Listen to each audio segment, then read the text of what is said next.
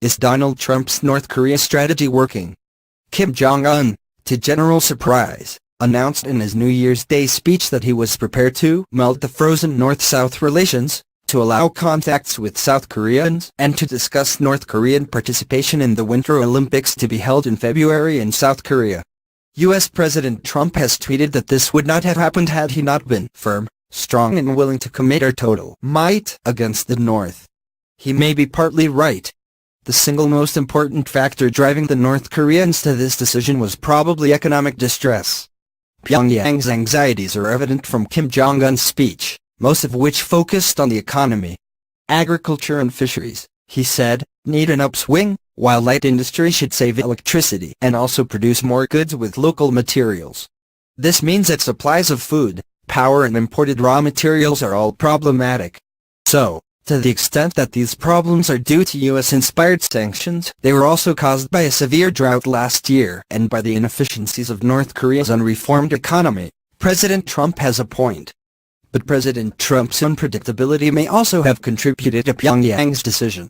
When United Nations Under-Secretary General Jeffrey Feltman visited Pyongyang from December 5 through 8, the North Koreans asked him repeatedly how decisions were made in Washington. They are nervous that the United States is now behaving in ways that they cannot predict and are probably anxious at President Trump's talk of military action.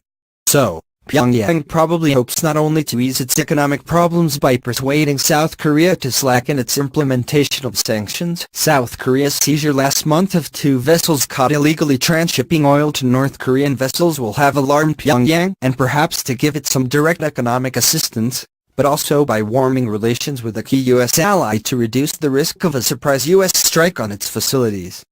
But that does not explain the timing of the North Korean announcement. Its change in tone was sudden. The North Koreans gave Feltman no reason to think that they were open to talks with anyone, and as late as December 30th, North Korea's state media published a fiery policy document warning the U.S. not to expect any change in the DPRK's policy. 2 days later, Kim Jong Un did just that. Why? Perhaps the immediate trigger was the announcement on December 19 by President Moon Jae-in of South Korea that he had asked the U.S. military to postpone the annual joint U.S.-South Korean exercises until after the Winter Olympics. The North Koreans hate these exercises and have often tried to get them postponed, reduced or cancelled, so this may have seemed too good an opportunity to miss.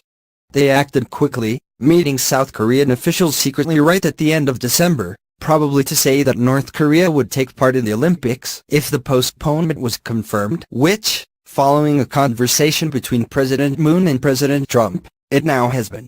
But there is more than this. Kim Jong Un warned South Korea against joining the United States in its reckless moves for a North-targeted nuclear war. When the two sides meet on January 9, it is likely that the North will press the South to take a more independent line in an effort to drive a wedge between Washington and Seoul, a major North Korean strategic objective. So, the talks will be delicate.